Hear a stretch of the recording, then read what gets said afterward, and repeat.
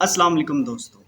20 जुलाई 1969 को अपोलो 11 का lunar module चांद पर लैंड करता है, जिनमें थे एस्ट्रोनॉट्स नील आर्मस्ट्रॉन्ग और बज़ एल्ड्रिन।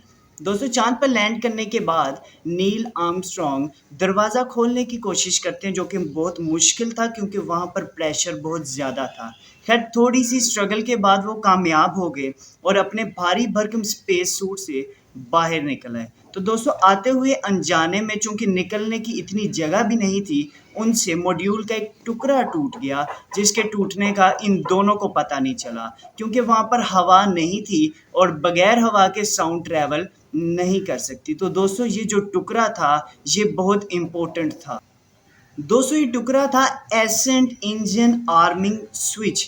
इस टुकड़े के बगैर इनका मॉड्यूल वापस टेक ऑफ नहीं कर सकता था और ये ज़मीन पर वापस नहीं आ सकती थी। मगर इन सब बातों से बालाए ताक होकर नील आर्मस्ट्रॉन्ग बाहर निकले और चांद पर पहला कदम रखकर पहले इंसान बन गए जो कि चांद पर पहुंचा था।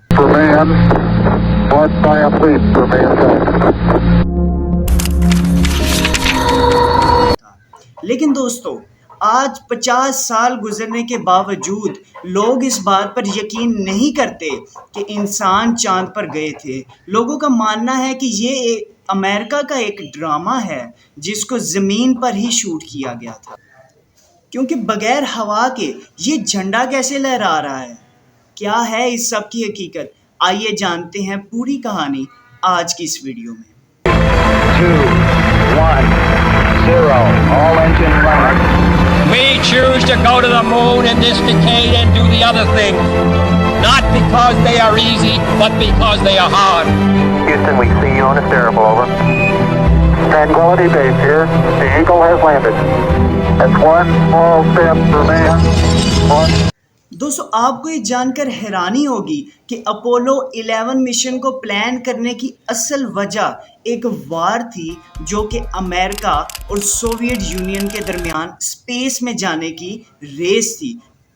दोस्तों, 1957 में सोवियत दुनिया का पहला मुल्क बन जाता है जिसने स्पेस में आर्टिफिशियल सैटेलाइट लॉन्च की थी। ये अमेरिका के लिए एक बहुत बड़ा धचका था। इसी वजह से अमेरिका ने एक साल बाद 1958 में अपनी आर्टिफिशियल सैटेलाइट भी लॉन्च की। लेकिन दोस्तों, 3 साल बाद यानी 1961 में अमेरिकन को एक और बड़ा धचका लगता है। Soviet cosmonaut Yuri Gagarin space में जाने वाला पहला आदमी बन जाता है और इसी तरह जो स्पेस रेस अमेरिका और सोवियत यूनियन के दरमियान चल रही है, उसमें जो सोवियत यूनियन है वो एक बुलंदी पर पहुंच जाता है। यही धचका अमेरिका के लिए खतरनाक था और अमेरिकन प्रेसिडेंट ने किसी भी फौरी स्पेस मिशन का हुक्म दे दिया। इसी तरह जो अगला सवाल था कि अब मिशन कौन सा चुना जाए, तो इसमें सबसे पहला सवाल था कि इंसान को चांद पर भेजा जाए। तो दोस्तों, कुछ ही दिनों बाद 1961 में अमेरिकन प्रेसिडेंट ने अपनी आवाम से खिताब में कहा कि वो इंसानों को इस सदी के इख्तिताम से पहले पहले चांद पर भेजेंगे और उनको सेफली वापस भी लेकर आएंगे। दोस्तों, आप खुद इमेजिन करें कि 1961 का ईयर, जब ना तो मोबाइल फ़ोन थे, ना इंटरनेट था, ना जीपीएस था, कंप्यूटर्स थे लेकिन पुरानी टेक्नोलॉजी के। तो उस दौर में आप लोगों से कह रहे हैं कि हम इंसानों को चांद पर भेजेंगे, तो लोगों के लिए मानना ये थोड़ा मुश्किल था। दोस्तों, इस स्पेस प्रोग्राम के लिए 5 सालों में 7 से 9 बिलियन डॉलर की एडिशनल फंडिंग की गई ताकि इस स्पेस प्रोग्राम को कामयाब बनाया जा सके। दोस्तों, कुछ महीनों बाद टेस्टिंग शुरू हो जाती है। सबसे पहले उन रॉकेट्स की टेस्टिंग की जाती है जिनकी मदद से इंसानों ने अर्थ से बाहर जाना था। उसके बाद मॉड्यूल्स की चेकिंग की जाती है और उनकी प्रोपल्शन की चेकिंग की जाती है। तो 1961 में अपोलो 1 मिशन, इसी तरह अपोलो 4, अपोलो 5, 6 मिशन किए गए और इन मिशंस में इंसान नहीं शामिल थे, यानी ये बगैर इंसानों के टेस्टिंग की गई और इन मिशंस को चेक किया गया। दोस्तों, 1968 में अपोलो 6, 7, 8, 9, 10 मिशन किए गए जिनमें इंसानों को अपोलो 11 से पहले जितनी तैयारियां थी वो मुकम्मल करवाई गई।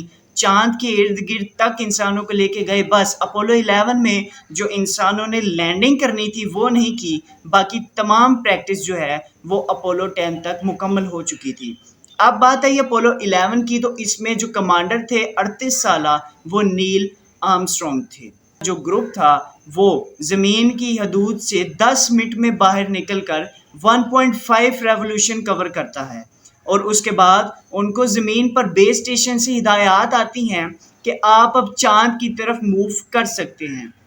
दोस्तों कुछ दिनों के सफ़र के बाद वो चांद की हदूद में दाखिल हो गए और अब ये वक्त आ गया था कि इस मॉड्यूल को स्प्लिट कर दिया जाए, यानी इसके दो पार्ट्स, एक पार्ट जो है वो चांद की हद में रिवॉल्व करेगा और जो दूसरा पार्ट होगा ल्यूनर मॉड्यूल उसको चांद पर लैंड करवाया जाएगा। तो दोस्तों लैंड करवा दिया गया तो वहाँ पर एक इंडिकेशन आ रही थी कि आपका जो फ्यूल है वो सिर्फ और सिर्फ 5% है। हालांकि दोस्तों जब इसको ज़मीन से लोड करवाया जा रहा था इसमें कैरोसिन ऑयल, लिक्विड ऑक्सीजन और लिक्विड हाइड्रोजन फुली लोड की थी और इसका वज़न तकरीबन 30 लाख किलोग्राम था। तो दोस्तों इसी तरह चांद पर लैंड किया। दोस्तों इंडिकेशन के बावजूद नील आर्मस्ट्रॉन्ग ने इस पर कोई अमल दखल नहीं किया और बेबाक होकर वो चांद पर उतर गए और दुनिया के पहले इंसान बन गए जो कि चांद पर कदम रख चुके थे।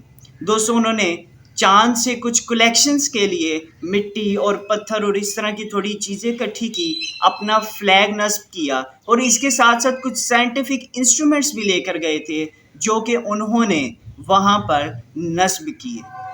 दोस्तों इनमें एक टेलीविज़न कैमरा था जो कि सिग्नल को ट्रांसमिट कर सकता था और एक डिवाइस भी थी जो कि सोलर विंड को मेजर कर सकती थी। दोस्तों 50 साल गुजरने के बावजूद आज तक कोई बंदा दोबारा इस ल्यूनर मिशन पर काम नहीं कर रहा।